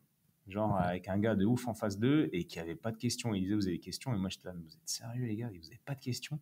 Ça m'a toujours interrogé, quoi. Bon, après, maintenant, voilà, je comprends à quel point on vit dans des mondes différents tous en tant qu'être humain et c'est très bien et très riche. Mais du coup, voilà, j'ai toujours aimé poser des questions. J'ai toujours aimé les podcasts pour apprendre l'anglais, pour perfectionner mon anglais. J'écoutais beaucoup de podcasts en anglais, c'était il y a, je sais pas, peut-être 10 ans. Okay. Et donc, j'ai commencé à faire des podcasts tout moi-même avec mon dictaphone, c'était juste pour ne pas perdre le savoir des gens que je rencontrais, quoi. Donc, j'enregistrais, je posais des questions sur mon dictaphone. Ça me permettrait de rencontrer des gens, tout ça. Et puis après, j'ai rencontré une amie qui bossait à la radio et qui pouvait faire le montage, sachant que moi, ça m'intéresse pas et j'ai pas envie de prendre le temps pour monter des épisodes, tout ça. Et donc, elle me faisait le montage et tout. Et c'est parti comme ça, quoi. Bon, cool. Ouais, naturellement, en fait, naturellement. Puis c'est vrai que ça me va bien. J'ai pas développé ça pour. Tu vois, il y en a qui vont développer ça, c'est peut-être ton cas d'ailleurs, je sais pas, mais pour accompagner un business, pour de la visibilité, machin, truc. Moi, c'est vraiment pour apprendre moi, en fait. Hein. Et je le répète souvent, c'est cool, hein, si c'est écouté, c'est très bien. Mais le cabinet, tu sais, quand tu es ostéo, le cabinet, quand il est plein, quoi. Ouais. Bon, là, il s'avère que maintenant, je vais vendre une formation ostéo et sport, donc ça va me permettre de marketer un peu, si tu veux. Mais le but de base, il est pas du tout là, quoi. Ou en présentiel? Comment? En ligne ou en présentiel? Non, en présentiel. En présentiel, okay. évidemment, Ouais. tu commences à me connaître. Parce qu'il y a d'un côté le Tim Ferriss Show et de l'autre côté le vrai Étienne Bulidon. Donc, Ouais, non, moi, je pense que la finalité, le numérique, c'est cool, mais la finalité, bah, c'est de rencontrer les humains. Alors, je peux pas rencontrer tout le monde. Il y a plein de gens qui me disent ah, je suis de passage sur Lyon, on peut boire un verre. Bah, évidemment que je peux pas boire des verres avec tout le monde, sinon je ferais ça tous les jours. Mais par contre, voilà, rencontrer les gens dans une formation, rencontrer les gens au cabinet, ça j'aime bien. Hier soir, j'ai vu un gars qui est du Vaucluse, peut-être qu'il écoutera ce podcast, qui est ostéo et qui écoute les podcasts justement, et qui est en formation sur Lyon. Et bref, il avait pris rendez-vous à l'avance pour venir faire une consulte. Et c'était cool. Et comme ça, je lui ai fait sa consulte. Il est content. En plus, on se rencontre, etc. Et donc voilà. Et ça, c'est une des finalités. C'est un mot fort, mais c'est un des objectifs. C'est la vraie vie, quoi. Je suis vraiment... Ouais, j'aime la vraie vie. Ouais. Plus que les Zooms et ce genre de trucs, quoi. Ouais, mais ouais. Je peux comprendre le fait d'échanger, de se toucher dans le bon sens du terme, de se connecter à la personne, c'est quand même c'est énorme. Tu vois, on n'aura jamais la connexion là derrière un écran qu'on aurait pu avoir en vrai. Surtout clair. Moi qui suis sensible à ça, c'est dommage. Mais c'est comme ça, c'est pas grave. Mais peut-être que quand tu viendras à Lyon, on pourra se voir en vrai. Et complètement, ça m'arrive, j'ai de très bons amis lyonnais, donc je suis sur Montpellier, on n'est pas très très loin. Et d'ailleurs, si tu passes sur Montpellier, n'hésite pas à faire signe. Avec plaisir. Je suis complètement en phase. J'aimerais avant de partir dans les voyages, tout ça, là, c'est un sujet là qui me passionne moi aussi. Hein, j'ai eu l'occasion de pas mal voyager. Si je pars sur la sphère sportive haut niveau, donc tu accompagnes aujourd'hui Asvel Basket, donc tant sur la partie féminine que masculine. Comment t'es arrivé chez eux? Comment ils t'ont contacté? Parce que mine de rien, tous les clubs de sport de haut niveau n'ont pas d'ostéopathe forcément. Alors ils ont des kinés, ils ont des médecins, mais comment ils sont arrivés? Ils se sont dit tiens, on a besoin d'un ostéo, et qui plus est Étienne Bulidon. Et puis comment toi quel est ton apport aujourd'hui dans cette sphère? En fait, eux, ils avaient déjà des ostéos. Ouais, donc voilà, c'est pas moi qui ai fait le chemin. Il était déjà fait. Puis ils voulaient changer, en fait. Au début, j'ai commencé avec les filles. C'est la présidente qui m'avait... On s'était croisés parce que bon, j'étais quand même... Je traînais un peu dans les salles de basket parce que je suis issu de ce milieu. Donc j'ai toujours des potes un peu de partout en France qui sont pros, tout ça. Ouais. Et on s'était rencontrés. Oh, je sais plus comment c'était fait, mais en gros, ils voulaient changer d'ostéo, donc ils avaient viré leur ostéo et ils m'avaient demandé, parce qu'ils avaient dû voir que je m'occupais de colo, enfin, voilà, avant d'être à Lasvel, j'étais déjà avec des grands basketteurs, des stars Ok. qui sont de plus grandes stars que n'importe qui à Lasvel d'ailleurs. Et, Ok. euh, et donc, T'as des noms là ou bah, Nando t'as De pas le Colo, droit? par exemple, Ah, en bien sûr, ben 2016, c'est ouais. le meilleur joueur d'Europe, tu vois, De Colo. Et Et ouais, même bah de aujourd'hui, Colo. c'est le meilleur. Il a la meilleure évaluation de l'histoire de l'Euroleague. Enfin, c'est une légende, tu vois, alors qu'il joue Bah ouais. encore. Ouais, Et dingue. Nando, Champion olympique. Ouais. ouais, vice-champion olympique. Ouais. Ils ont perdu contre les US quand même, en finale. Ouais. Ça, c'était en 2000, Non, Ciné 2000. c'était l'été dernier. Oui, exact, exact, Ah, exact. tu Je confonds avec confonds. les médailles d'argent de la génération 2000. Eux, Ouais, exact. ils Non, jouent mais plus au non. basket aujourd'hui. Ouais, ouais, ouais. D'ailleurs, j'ai écouté un podcast sur l'extraterrien d'un des joueurs de cette époque, mais Frédéric Weiss. ouais, Ouais, je exactement. l'ai vu passer. J'ai pas écouté, mais je l'ai vu passer. Ok, non, mais c'est vrai que je confonds avec De Colo et puis les différentes équipes, voilà, foot, non, c'était hand, volley, qui ont été champions Ouais, c'est olympiques. ça, ouais. Et puis, C'était cette année-là. Donc ouais, l'été dernier, quoi. ouais, Et, euh, et voilà, et Nando, et dans le milieu du basket, je pense que ça s'est un petit peu su. hmm, Parce que moi, j'aime bien. Je montre ce que je fais, tu vois. ouais, J'ai un Facebook, je sais pas, j'ai pas beaucoup de. Enfin, c'est pas une page, c'est un compte, mais j'ai, je sais pas, 2000 et quelques amis, quoi. ouais, Et, euh, et j'ai Instagram, et puis peut-être sur LinkedIn, j'en sais rien, mais ça se sait vite. Quand tu t'occupes de la star européenne, bah, ça hmm, se sait.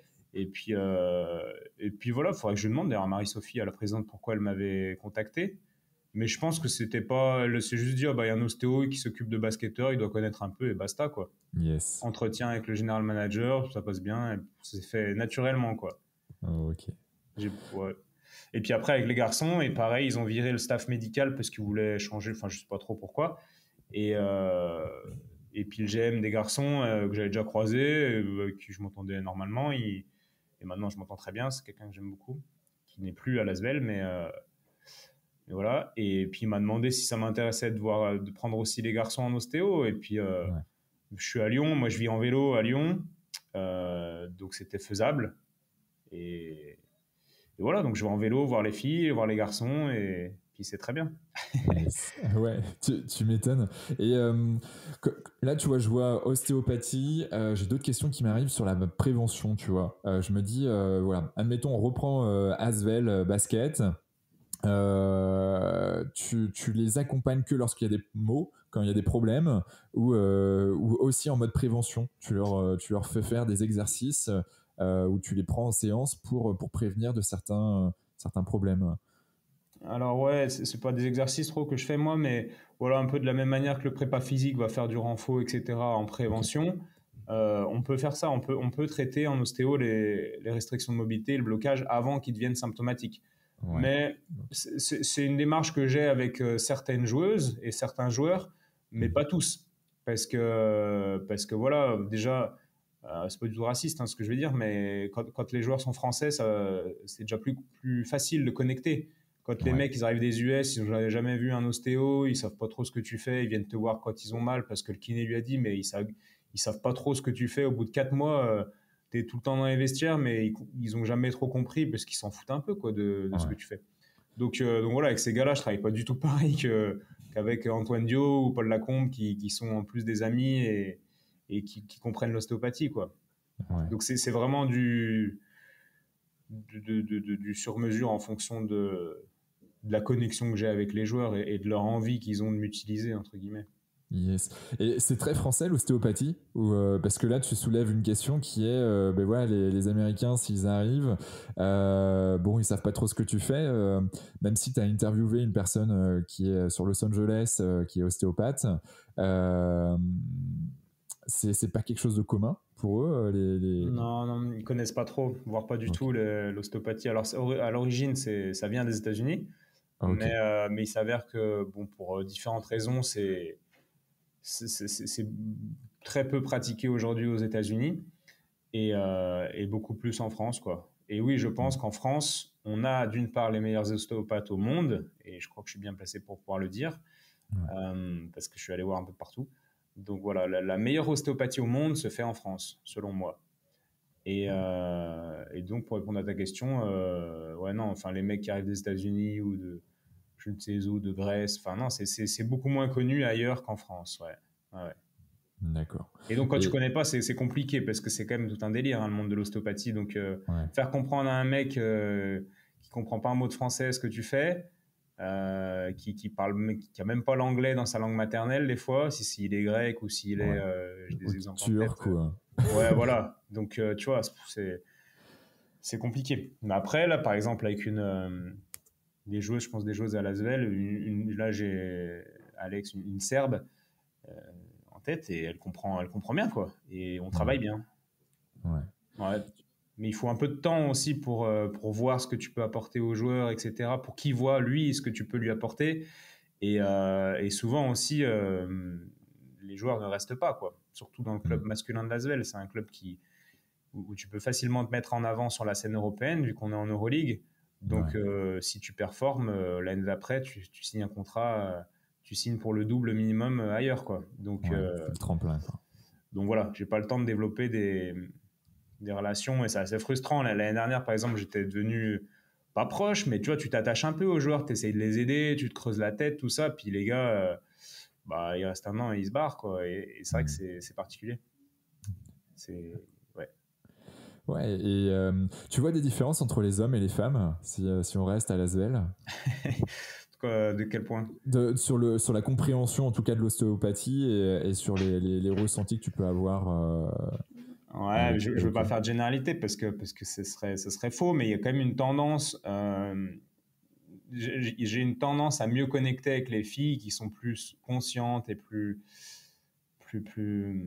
C'est pas plus intelligente, j'avais envie de dire ça, mais Intelligente du plus corps. sensible, quoi. Plus sensible à certaines choses. Les mecs, il y a plus Ouais, d'ego, c'est pas pareil. Tu vois, par exemple, les filles, la plupart ont des gourdes. Des gourdes, elles utilisent la même gourde, elles viennent avec une gourde. Ce ok. qui est pour moi la base, quoi. Quand tu utilises de l'eau tous les jours, bah, tu as une gourde. Les Ouais, mecs, ils prennent des petites bouteilles. Alors, c'est pas que de la faute des mecs, c'est aussi le système, hein, mais ils ont des petites bouteilles d'eau. Et ouais. puis, ils prennent, et à la fin de chaque entraînement, tu as des putains de grandes bassines remplies de plastique. Ça me fait halluciner. Mais tu vois, dans mon monde, c'est un truc de malade, ça. Mais dans Ouais. leur monde, enfin, ils le voient pas. Tu vois, on vit pas dans le même monde. Et ça, faut. Voilà, je suis plus dans le monde des filles que dans le monde des garçons. Mais après, dans le monde des garçons, il y a aussi des gars, Paul, Antoine, des exceptions, hein, mais je me sens plus proche des filles, humainement parlant, que des garçons. Voilà, pour répondre à ta Ok. question. Ouais, mais je comprends, mais moi aussi, hein, c'est pareil, tu vois, je vois. Quoi que j'ai fait un workshop avec un autre groupe du BTP et de l'énergie. C'est assez marrant, c'est la première fois que j'avais des jeunes de 2000 en face de moi. Ils viennent de sortir d'école d'ingé, et donc, du coup, ils étaient. J'ai trouvé qu'ils avaient une certaine approche qui était complètement différente de ceux de notre génération ou les générations passées, où là ils sont vraiment en mode ok, comment je peux faire pour mieux gérer mon stress, comment je peux faire pour mieux manger, pour mieux dormir. Ils sont vraiment dans cette demande et ils étaient hyper à l'écoute. J'ai trouvé ça juste dingue. Je pense que c'est pas des cas isolés, et je pense que c'est cette génération Z là qui a envie d'en savoir plus. Mais voilà, je ne sais plus pourquoi je suis parti là-dessus. Non, non, parce qu'ils sont peut-être plus à l'écoute. Ouais. Plus à Après, l'écoute, ouais. il y a tout un tas de trucs aussi, tu vois, sur Instagram. Je pense à une personne en particulier que je citerai pas, mais tu On vois, veut des noms, c'est. mince. Non, non, non, non, puis je l'aime bien en tant que personne, mais c'est vrai, quand je la vois sur Instagram, je me dis, oh là là, tu sais, ça va du petit thé, enfin, t'as l'impression que pour bien vivre, faut boire ton petit thé qui vient de tel endroit, puis ensuite, faut faire ton yoga, puis ensuite, faut méditer, puis ensuite, faut penser positif, puis ensuite, faut manger le lunch qui va bien bio. Hmm. Putain, et à un moment donné, il faut arrêter, ça met la pression aux gens. Moi, si tu vois ce que je mange, c'est toujours pareil, hein. Tous les midis, je mange pareil, ou alors je vais au resto, mais enfin, il n'y a pas du tout ce côté sexy qu'on voit de partout, bien dormi. Enfin, il y a un moment donné, il y a des jours, tu es fatigué, puis tu vois, il faut être dans le juste milieu, quoi. Et je suis assez dérangé quand je trouve que ça met une pression sur les gens, en fait, tous ces comptes d'influenceurs qui ont rien d'autre à faire que de faire leur yoga et tout parce qu'ils vendent des produits derrière. Ouais. Et la vie, c'est pas ça, quoi. Moi, encore une La fois, vie, je prône la vraie vie, quoi. Ouais. Non, mais je suis 1000 fois d'accord et je suis complètement en phase avec toi. Moi aussi, je prône la vraie vie. J'ai testé ce genre de choses, de faire le Miracle Morning, me lever à 5 heures, faire tout. Et en fait, là, aujourd'hui, là où je me sens vraiment bien, tu vois, psychologiquement dans mon corps, même s'il y a énormément d'enjeux à plein d'égards, mais tu vois, je me sens serein. Il y a 3 ans de ça ou 4 ans de ça, j'étais en mode Miracle Morning, je faisais du sport tous les matins. Alors je fais du sport toujours tous les matins, mais c'était très routinier. Et puis si je décalais d'une demi-heure, j'étais pas forcément au top parce que je me mettais cette pression. Et franchement, c'était juste complètement dingue. Et puis après, tu dis bon, ok, qu'est-ce qui fonctionne pour moi, qu'est-ce qui fonctionne moins bien. Ça, est-ce que je peux le garder? Ok, ça me fait du bien. Ça, au final, ça me met plus de pression qu'autre chose. Et puis, il y a des jours avec, et il y a des jours aussi sans. Comme tu l'as très bien dit, il y a des jours où on est complètement naze. Et ben, dans ces cas-là, c'est l'intelligence qu'on peut avoir envers soi-même, c'est aussi de se dire, bah ok, là, je vais faire peut-être je vais manger moins bien que d'habitude, ou voilà, je vais pas aller au sport, et puis je vais me faire une sieste, ou je sais pas. Mais en tout cas, c'est important d'être à l'écoute de soi, de son corps. Ouais, et puis d'accepter qu'on n'est pas parfait, quoi. Et d'accepter qu'on n'est pas parfait, ouais. Ouais, Mm. ouais. Même si, voilà, dans le monde dans lequel nous vivons, avec Instagram notamment, ça peut être difficile pour certaines personnes qui ont des problèmes d'estime d'elles-mêmes euh, derrière. Ouais, et c'est ça qui est intéressant. Moi, ce qui me fait marrer, c'est d'aller voir les gens en vrai. C'est une des raisons pour lesquelles j'adore voir les gens en vrai, parce que tu as l'image d'eux, puis après, tu les vois en vrai et tu te dis, ah ouais, c'est chaud. Je me Ouais. revois, ouais, enfin, encore une fois, je veux pas trop en dire, parce que voilà, Mm. mais je me revois en face de gens, et putain, je me dis, mais quelle incohérence, quoi, c'est dingue. Mm. Entre ce que le gars va dire sur YouTube et faire, et ce que je sens de lui, c'est assez hallucinant, quoi. Ouais. Donc, Je donc suis- voilà, enfin toujours, moi j'ai toujours un regard assez, comment dire, nuancé, quoi. Quand je vois, enfin, la belle photo, machin, j'imagine toujours que derrière il y a potentiellement toute une mise en scène, et Ah ça me fait ben, vachement déconnecter de tous ces trucs-là, quoi. ouais, mais je comprends. Moi aussi, je suis quelqu'un qui capte assez facilement les signaux faibles. Hmm. Et bon, après, voilà, tu les captes et puis t'avances, mais bon, ça permet de se rendre compte que tout le monde, que personne n'est parfait, et qu'il faut Ouais. et qu'il faut avancer, mais Mais la ouais, ouais, cohérence ouais, est hyper mais c'est importante. dangereux les réseaux sociaux pour ça. Bah, je pense Ouais. à un autre gars là qui est assez connu, puis il y a un pote qui l'a vu l'autre jour, il me dit, mais c'est un connard comme t'imagines pas, quoi. Et je dis, ah ouais, parce que le gars, t'as l'impression qu'il est trop sympa sur les réseaux. Ouais, Et c'est assez ouf, quoi, ces dissonances. Et qui sont ouais. assez typiques des gens très, très influents, quoi, parce qu'ils ont tellement de demandes et tout. Et je comprends entre guillemets, ça doit être très dur, quoi, d'être très populaire comme ça, très demandé. Ouah, c'est pas facile à gérer, quoi, je Mm. pense. Ouais. Vraiment. Ouais, j'en connais aussi quelques-uns, en effet. Je connais les deux côtés, les deux facettes, et c'est vrai qu'il vaut mieux l'avoir en vidéo sur YouTube, comme ça on a juste le bon côté, que de l'avoir en vrai, et qui te dégomme, ou qui dégomme les autres. Bon, bref. On tourne cette page. J'aimerais, juste avant de partir sur la sphère voyage qui est importante, je vois le temps qui file, je cite depuis ton site internet, le manque d'humanisme et de communication de la part de certains coéquipiers entraîneurs m'ont cependant définitivement convaincu de quitter le milieu du basket de haut niveau à la fin du lycée. Deux questions. Toi qui es toujours au contact du basket, donc c'est génial. Donc ça, c'est vraiment, c'est un de tes sports, voilà, de prédilection. C'est toujours le cas aujourd'hui. Tu le vois, ce sport de haut niveau qui est de plus en plus massif, qui prend de la place, qui détruit potentiellement. Là, tu vois, je lisais un article sur l'équipe, je crois que c'est début de semaine, où il montrait voilà, tout ce qui est bizutage, et tout ce qui potentiellement est difficile à vivre quand on est ado. dans la sphère du milieu professionnel. Donc 2 questions. Un, est-ce que toi tu sais si aujourd'hui c'est toujours le cas, et 2, voilà, qu'est-ce que tu retiens aujourd'hui de tout ça, quoi, de cette période, et en quoi tu es toujours là, toi, dans le milieu du sport de haut niveau? Ouais, le site, ça doit faire 2 ans que je l'ai pas modifié, mais je vois où j'ai Ok. dû mettre ça. Et, C'est sur et ta ouais, bio, en fait, à ouais, il y propos. a aussi un facteur qui m'a fait quitter le basket de haut niveau, entre guillemets, c'est que j'étais pas assez bon quand même, faut le dire. Parce qu'à la sortie du lycée, soit tu as un contrat pro, soit tu as un avenir qui est potentiellement intéressant dans le basket, Mhm. soit non. Moi, c'était Ouais. clairement non. Même si j'étais en centre de formation, tout ça, bon, tu as peu de gens qui s'en sortent après ces centres. Et voilà, c'est surtout que j'étais pas assez bon, pour clarifier.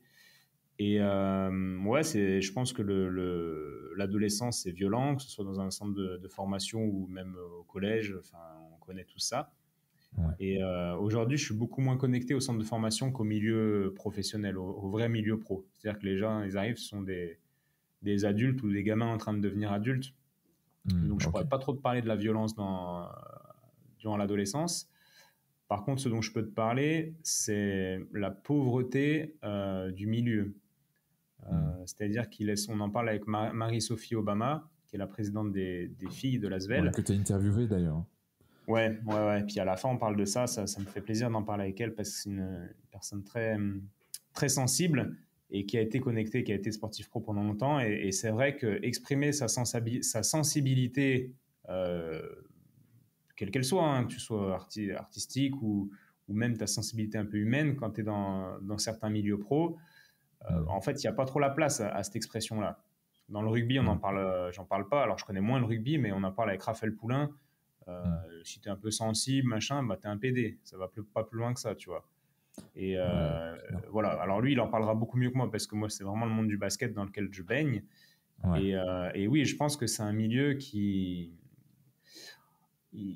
va pas te pousser à t'ouvrir et à évoluer en tant qu'homme, si tu veux. Ah, ok. C'est-à-dire que oui, tu fais ton basket, mais à côté, ben, faut que ça vienne de toi. Si tu veux rencontrer d'autres gens, euh, t'enrichir en fait en tant qu'homme et pas que financièrement. Mm. C'est pas facile, je pense, de s'enrichir en tant qu'homme. C'est pas. J'ai une vie qui est beaucoup plus propice, moi, en tant qu'ostéo, podcasteur, etc., beaucoup plus propice à l'enrichissement personnel qu'une vie de basketteur pro, par exemple. Mm. Mais largement, quoi. Et pareil pour un gars qui est dans un staff, tu vois. Je sais pas, un kiné dans une équipe pro qui est tout le temps avec eux, bah en fait, Ouais. tu vis dans une bulle. Mm. Et c'est moins simple quand tu vis dans cette bulle, je trouve, de te nourrir du monde et de développer en tant qu'homme, au sens large. En fait, tu te développes dans ta bulle, quoi. Dans une bulle qui n'est Mm. pas connectée au monde. Le monde du sport professionnel, bah, c'est un monde à part, quoi, selon moi. Mm. Ouais. Et il Ouais, y a ouais. cet Peu effet bulle, importe en fait. Mais de la même manière que je vais être dans ma bulle, quand je vais sur mon Facebook, je suis targeté par des trucs qui me correspondent. Bah, quand tu es dans le milieu pro, tu es dans une sorte de bulle comme ça, quoi, je Mm. pense.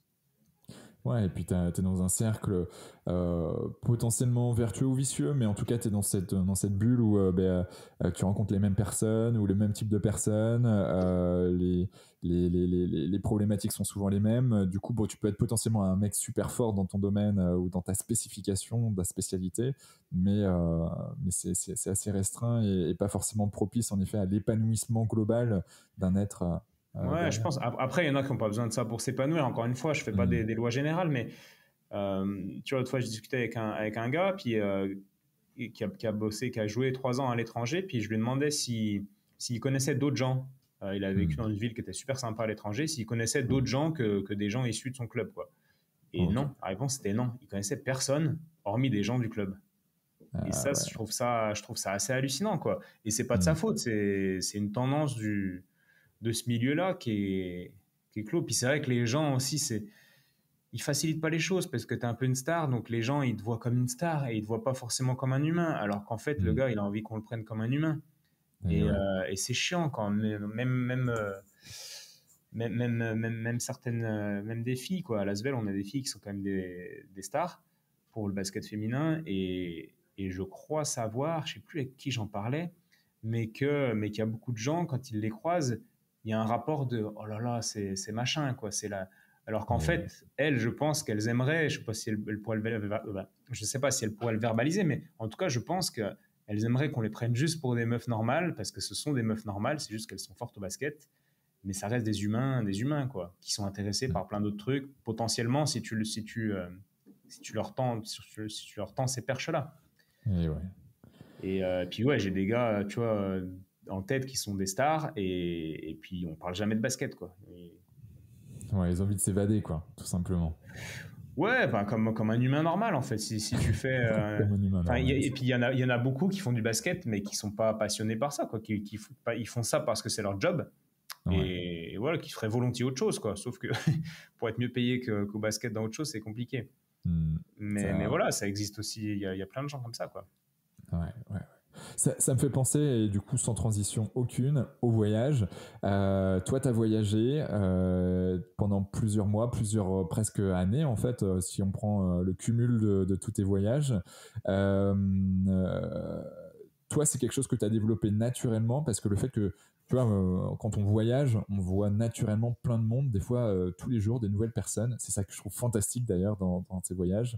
Par rapport à ces, en effet, sportifs de haut niveau qui sont coucounés, qui sont dans leur bulle et qui voient tout le temps les mêmes personnes, toi, tu as décidé de partir à travers le monde pour rencontrer d'autres personnes, expérimenter potentiellement d'autres pratiques ostéopathiques, ostéopathes.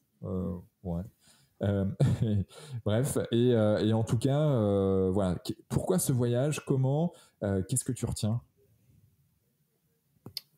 Alors oui, tu fais bien de parler de ça, et je reviens juste sur tout ce que je viens de dire avant. C'est des choses que c'est pas des vérités, en fait. C'est des choses que je dis via ma grille de lecture du monde, en fait, Ouais, et qui découlent peut-être beaucoup aussi de cette appétence pour l'inconfort, pour la découverte, etc. Donc voilà, faut nuancer tout ce que je dis, et bien comprendre que c'est moi qui le dis, quoi. C'est pas une vérité. ouais, Voilà. ça marche. Et donc ouais, pour le voyage, c'était quoi ta question? Excuse-moi. Le voyage, c'était, ben, en effet, tu as pris plusieurs années de voyage en cumulé, comme je le disais, là, pour avoir vu tout ça sur ton site. J'ai vu ta vidéo aussi YouTube qui permettait de voir en fait tout ce que tu avais fait sur une année ou sur 16 mois, je ne sais plus. Euh, le voyage, alors pourquoi et ça t'a appris quoi en fait? Bah pourquoi? C'est parce que il y a plusieurs raisons, encore une fois, mais la raison principale, c'est que j'avais cette peur de trop m'ancrer dans quelque chose de routinier, de trop rentrer dans un moule, ou en tout cas de rentrer dans un moule de manière trop rapide, c'est-à-dire à la sortie des études. Et, et j'avais une peur de ça, et une petite voix qui me disait d'aller voir ce qui se passait ailleurs, quoi. Et donc j'écoute beaucoup ma petite voix. Ouais. Et donc je suis parti. Voilà. À la base, je devais partir en Espagne pour rejoindre mon ex. Puis finalement, bon, on s'était séparés. Puis bref, ouais, on s'est séparés. Et puis je suis parti voyager tout seul. Je Trop voulais vivre cool. quelque chose de autre enfin, je voulais pas m'installer en sortant de mes études, quoi. Ouais. Ce que beaucoup de gens font. Mais encore une fois, avec mon prisme via lequel je voyais le monde, ça me paraissait fou, quoi. Mm. Sachant que j'avais fait mes études tôt, donc j'étais diplômé à 22 ans. Enfin, je ne me voyais pas du tout ouvrir un cabinet, alors que j'étais nul en plus, comme Ouais. tout le monde à la sortie des études. Je ne me voyais pas faire ça. Je me voyais pas faire ça. Et puis je suivais un mec sur un blogueur là, qui avait un blog qui s'appelait thelifelist.fr, et qui Ok. n'existe plus, je crois, et qui s'appelait Julien, le gars. Et voilà, je m'étais fait une liste de tout ce que je voulais faire avant de mourir. Maintenant, Mm. bon, bah, ça me parle plus trop ce genre de liste, mais bon, c'est toujours motivant de les faire. Ça a comment dire, le mérite de te mettre en action, quoi. Et donc, je m'étais fait toute une liste, et je me suis dit, bon, allez, je vais faire un tour du monde, je vais réaliser mes rêves, machin, aller au Machu Picchu, faire le tour de Bali en scooter, voir des singes, des baleines, des tortues, des machins, des dauphins. Et voilà, mais ça, c'était juste le côté un peu. C'était le moteur. C'était le moteur. Je savais bien que c'est pas ça qui allait changer ma vie, c'était le chemin. Mais en tout cas, ça m'a mis en route, quoi, cette petite liste. Puis je me suis demandé, je me suis aussi vu plus tard, tu vois, à 40 ans avec des enfants et, et je me suis imaginé avoir du mal à assumer le fait que je n'ai jamais réalisé ces choses-là, quoi, tu vois. Ouais. Et je voulais, ça me tenait à cœur d'être inspirant pour mes enfants et j'imaginais le discours que j'allais avoir, c'est-à-dire de leur dire de faire ce qu'ils ont envie, d'oser, etc. Mais si je prenais cette vie-là, j'allais un peu, j'allais pas dans ce sens-là, j'allais pas incarner le fait d'oser. Donc je me suis dit non, mais il faut que j'y aille. Enfin, c'est incohérent de me ranger, de faire, alors que j'ai rien fait de ma vie, quoi. Et j'ai fait sans doute le meilleur choix, un des meilleurs choix de ma vie en faisant ça, quoi. Ouais. En Wow. partant faire le tour du monde avec un sac à dos et ouais, c'était une grande étape. Ouais. Ouais. Ouais. Tu as rencontré donc tout un tas de personnes. Je crois que tu as rencontré des guérisseurs, des chamans. Je reviens un peu sur cette sphère. C'était volontaire, c'était fortuit. C'était comment ça s'est passé et qu'est-ce que t'as appris d'eux? Bah, un peu les deux. Si tu veux, sur ma liste, j'avais mis. Je voulais rencontrer des guérisseurs, je voulais voir ce qui se faisait un peu de partout. J'étais déjà ostéo hein, enfin diplômé en tout cas, quand Ouais. je suis parti. Et donc je voulais rencontrer des gens qui faisaient autre chose. Mais je crois aussi que la vie, quand tu as un petit désir enfoui en toi, la vie t'amène sur un plateau ce dont tu as envie, ce dont tu as envie, quoi. Et donc il y a un peu des deux. C'est-à-dire que je me suis retrouvé dans des situations sans le vouloir où voilà, j'ai discuté avec des gens et beaucoup échangé avec des gens qui essaient de soigner aussi eux des gens à leur façon. Et, euh, et donc ouais, c'était voulu et non voulu, mais un peu attiré un peu attiré quand même. On peut Ouais. parler de la loi de l'attraction si tu veux, mais Ouais. c'est pas le bon truc. C'est Mais un peu voilà, il ça. y avait quelque chose de cet ordre-là assez fou pendant mon voyage. C'est-à-dire que je recevais toujours des leçons qui m'apprenait. Enfin, ça a vraiment été un voyage initiatique, tu vois, comme dans les livres de Paulo Coelho, ce genre de truc. Ouais. L'alchimiste. Ouais. Ouais. Donc voilà, c'était voulu et non voulu, mais voulu, je Ouais. pense, dans le fond. Et t'as vécu une expérience particulière ésotérique là-dessus ou tu aimerais partager avec nous voilà, un truc un peu fou. Tu te dis waouh, ça c'était vraiment dingue.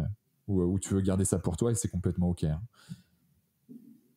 Ouais, j'ai vécu deux, trois trucs, mais ouais, je préfère garder pour moi, là, ce à quoi je pense, en tout cas. Ouais. Et, mais sinon, globalement, j'ai rien vécu de trop fou. Enfin, faut pas imaginer la rencontre avec le guérisseur à Bali. Il y a un livre de Laurent Gounel qui s'appelle L'homme qui voulait être heureux et Ok. qui m'a aussi fait me dire ouais, quand je serai à Bali, il faudra que je rencontre ces guérisseurs. Mais en fait, je crois que ça n'existe pas hein, à Bali. Bon, peut-être que tu as des petits guérisseurs, des trucs comme ça, mais je suis allé voir un guérisseur ou deux, puis c'est des mecs qui ont des bus de touristes russes qui arrivent. Enfin, c'est pas du tout le petit guérisseur que tu vas voir dans sa cabane en haut de la montagne, quoi. C'est des mecs qui ont un Ouais. business, qui font toujours la même chose. Tu leur demandes comment ils font ça, il n'y a pas de réflexion. Enfin, ces mecs-là m'ont beaucoup moins inspiré qu'un gars comme Pierre Tricot, mais genre 1000 fois moins, tu vois. Ouais. Et donc j'ai vu aussi la réalité des choses. Et je pourrais pas te dire que j'ai été inspiré par les guérisseurs tibétains. Un coup, je me suis retrouvé dans un, merde, avec un guérisseur tibétain dans le Sikkim, une région au nord de l'Inde. Et le gars, mais il pensait qu'à me prendre de l'argent, quoi. Il s'est dit, putain, il y a un blanc qui est là. Puis il était nul. Ça se voyait, quoi. Il soignait autant qu'il faisait pousser son thé à côté, qu'il vendait des cacahuètes sur le marché. Et D'accord. ouais, j'ai vu aussi ça, quoi. J'ai arrêté d'idéaliser le guérisseur au bout du monde. Je pense qu'en France, on a des magnétiseurs, des maîtres Reiki qui consacrent toute leur vie, qui ont la chance d'avoir un confort matériel qui leur permet de développer leur art, entre guillemets, de manière très profonde. Ouais. Et c'est une chance que beaucoup de gens n'ont pas, quoi. C'est-à-dire que le guérisseur au Tibet, faut qu'il aille ramasser les patates. Enfin, il a une vie normale, puis il a peut-être. C'est un peu comme un rebouteux de chez nous qui a une Ouais. vie normale et qui fait ça un peu le soir. Mais il faut pas s'attendre à de grandes théories de leur part, quoi. Ils font ça parce qu'ils sentent le truc, mais bon, c'est pas ce qui m'a beaucoup inspiré, quoi. Si tu veux. Yes. Ok, bon, en tout cas, on sait que bah, il y a de tout, hein. Il y a des chamans et des charlatans. Il y a des personnes qui font le job et d'autres bah, qui sont là pour, bah, voilà, pour profiter, surfer sur cette vague. Mais en tout cas, bah, voilà, faut être, je pense, attentif et puis voilà, généralement, les recommandations de personnes de confiance nous permettent d'aller trouver les bonnes personnes à ce niveau aussi. Ouais, ouais, ouais. Après, une bonne personne est une bonne personne pour une personne, mais pas pour une autre Aussi. aussi. Il faut tout le temps être dans la nuance. Mais ce qu'il y a de sûr, oui, ce que j'ai appris, c'est que c'est de ne pas idéaliser. Pour revenir, Ouais. ni le gars un peu beau gosse sur Instagram où tu crois qu'il a la meilleure vie ou la fille, hein, Ouais. et ni le guérisseur au bout du monde, hein. Il y a des gens extrêmement intéressants partout. Mm. Et c'est surtout, ça aussi, c'est un truc que j'ai appris, c'est que je rencontrais des gens géniaux de partout dans le monde. Je me disais, mais c'est dingue. Et c'était des gens bah, de toutes les nationalités. Et je me disais, c'est ouf de rencontrer autant de gens cool et intéressants, quoi. Ouais. Mais c'est juste que j'étais ouvert. J'étais dans un mindset de voyageur et j'ai même écrit un article là-dessus. Euh, Faire du backpack dans ta propre ville, c'est un article en anglais qui date un peu, que j'avais écrit. Et en rentrant à Lyon, je me suis dit, mais il y a forcément des gens super intéressants aussi à Lyon. C'est une telle grande ville. Et en fait, il y en a plein. Et il suffit de switcher de mindset et de te mettre dans un mode un peu explorateur dans ta propre ville et tu rencontres des gens de ouf. Et c'est Mm. juste que souvent, tu as tendance à être un peu dans ton petit cercle et y rester comme le basketteur qui reste toujours dans son truc. Ouais. Mais c'est d'une grande richesse, quoi. En France, c'est une chance énorme, quoi. Ouais, Ça, c'est un ouais. des trucs que j'ai appris ou en tout cas réalisé. Yes. Mais moi aussi, hein, je me souviens, même de manière générale, quand tu pars en vacances, en vacances ou en voyage, peu importe comment on emploie ces termes, il y a différents types de vacances, en tout cas, ou de voyage. Il y a ce switch qui se fait et bah, de toute façon, moi, c'est vrai que je suis parti 1 an tout seul. Alors, j'étais jamais vraiment tout seul, hein, moi aussi. Mais tu rencontres des gens, tu es dans une ouverture, tu as envie parfois d'être seul, tu restes dans ton coin seul. Mais généralement, dans ta journée, tu rencontres au minimum quelqu'un. Donc du coup, tu vas discuter et tu vois que tu vas même passer. Moi, je me souviens d'un exemple. Je les ai rencontrés à Krabi, sud de la Thaïlande, un couple de Sud-Africains qui avait une dizaine d'années de plus que moi et on discute. C'était vraiment sympa. Et puis il me dit bah tiens, on va au temple d'Angkor ce soir. Moi, j'y allais 2 jours après. Et puis on s'est retrouvé par hasard dans une rue, donc à côté des temples d'Angkor, à Siem Reap. Et là, on se dit bon, ben là, on va boire un verre ensemble. Et puis ensuite, bah, on a mangé ensemble. Et puis on a passé 3 jours ensemble, donc à découvrir les temples d'Angkor. Et j'étais le premier à savoir qu'ils allaient avoir un enfant. Bon, c'est des petites choses. Et puis après, eux, ils sont partis. Ils avaient 1 an et demi de voyage encore à faire. Donc l'enfant allait naître dans leur périple. C'est assez marrant. Et puis bah, du coup, moi, j'ai tracé ma route sur un autre chemin et rencontré d'autres personnes. Donc, c'est vraiment ça aussi, cette ouverture et cette vision. Et surtout on a tous une vision différente d'une même situation. Et c'est ça qui est chouette de comprendre dans ces moments-là. Yes. Euh, Cool. Bon, je vais passer. Alors, il y avait plein de sujets que je voulais aller voir avec toi. Ouais, t'avais ta thèse, tu vois, stress et technique viscérale. C'est des choses que j'aurais bien aimé explorer avec toi, mais vu le timing, bon, ça sera potentiellement pour une prochaine fois. Pareil, pour parler de ton bouquin, L'éloge du mouvement. Avec Jean-Marcel Ferret, médecin de l'équipe de France, championne du monde en 98 avec l'équipe de France de football. Mais je mettrai quoi qu'il arrive les liens pour aller lire tout ça. Euh, Est-ce que toi tu as un gris-gris ou une croyance que tu n'oses pas forcément crier sur tous les toits, qui toi te permet vraiment d'avancer tous les jours, qui te permet de te lever le matin ou voilà, de rester motivé, ou quand tu as des downs, paf, tu penses à ça, ou t'as peut-être un mantra ou j'en sais rien. Non, non, non, je fais confiance à la vie et je sais qu'il y a des, comme on disait tout à l'heure, il y a des Mm. périodes moins cool, la roue tourne, donc Ouais, soit à l'échelle d'une journée où tu vas avoir 2 heures dans la journée où tu vas être un peu plus down que les autres, et puis des fois ça peut être 2 mois, mais je sais que la roue tourne, j'ai confiance en la vie. Ouais, je fais confiance en la vie, tu vois, c'est une sorte de foi, entre guillemets, ouais, pas envers un dieu, mais envers la vie. ouais. On peut appeler ça Mais- Dieu si on veut, mais j'ai pas de, et je pense que tu l'auras compris, mais tu vois, j'ai pas de, comment dire, de technique, de méthode, de tout. Enfin, j'ai une chance énorme, c'est que je kiffe ce que je fais, je suis entouré de gens que j'aime et je gagne très bien ma vie en faisant ça. Je peux faire tout ce que je veux. Enfin, puis je suis dans des domaines où je stagne pas et voilà, où il y a encore plein de choses à découvrir. Donc, je suis nourri en permanence et ouais, j'ai une chance énorme, quoi. J'en suis conscient. Mais je vais pas te dire que j'ai des techniques de méditation, machin. Bien sûr, je médite et tout, mais c'est un ensemble et c'est plus un flow dans lequel je suis que de la technique qui fait que je suis bien. Voilà. Ouais, non, mais déjà, c'est une belle croyance aidante, une croyance ressource, hein, de croire en la vie. Je crois profondément que la vie est toujours bien faite et que ce qui nous arrive doit nous arriver pour grandir, avancer. Donc, je te rejoins. Ouais, non, c'est peut-être plus une ouverture à une vie spirituelle. C'est clair que ma spiritualité est nourrie par plein de choses. Alors, j'ai pas de rituel particulier, mais j'ai tout le temps des petites pensées. Et c'est sûr que ma vie spirituelle, enfin, je me rends compte quand je vois certains patients ou certains potes après, ou des gens que je croise, mais ouais, la pauvreté potentielle, tu sais, de ta vie spirituelle, il y a des, comment dire, ces différents cercles qui s'entrecoupent, où tu vois, tu as différentes dimensions physiques, émotionnelles, mentales, machin, et spirituelles. Et ça m'a beaucoup interrogé aussi pendant le voyage. Qu'est-ce que ça veut dire avoir une vie spirituelle équilibrée, être en bonne santé spirituelle? Qu'est-ce que ça veut dire? Et j'ai toujours pas trop la réponse, mais en tout cas, c'est d'être ouvert à cette sensibilité, voir la beauté de la vie, rien que voir, t'émerveiller en voyant un arbre, le printemps, etc. Juste être sensible à tout ça, pour moi, nourrit une sorte de nourrit ta spiritualité.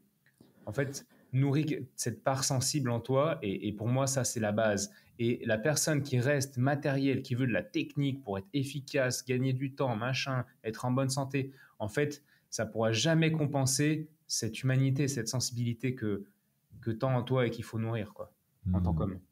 Ouais, je ne peux qu'abonder dans ton sens. Ouais, je partage à 1000%.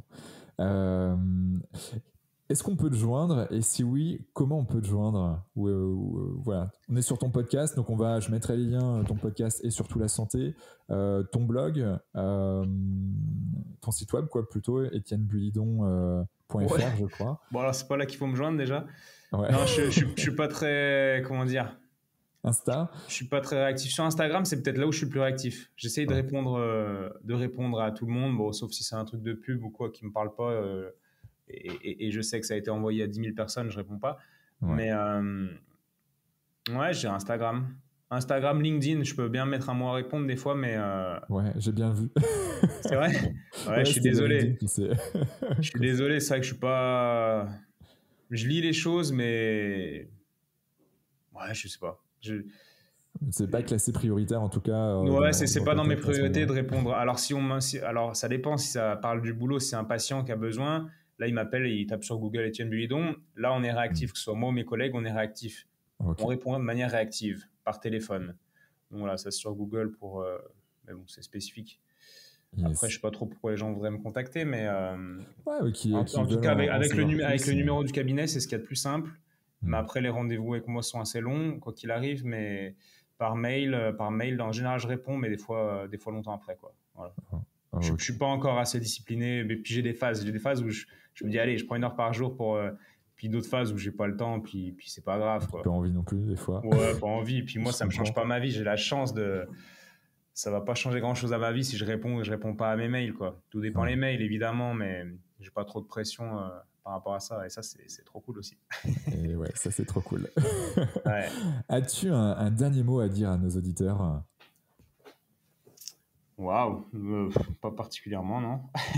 Ouais. Je les conseille d'aller écouter le podcast. Ouais. Et surtout la santé. Pour la troisième fois, on l'a répété, répété. Ouais. Non, je pense que c'est là où moi je m'exprime le plus, un peu comme toi. Je vois le podcast comme quelque chose, comme un échange plus que comme une interview unilatérale.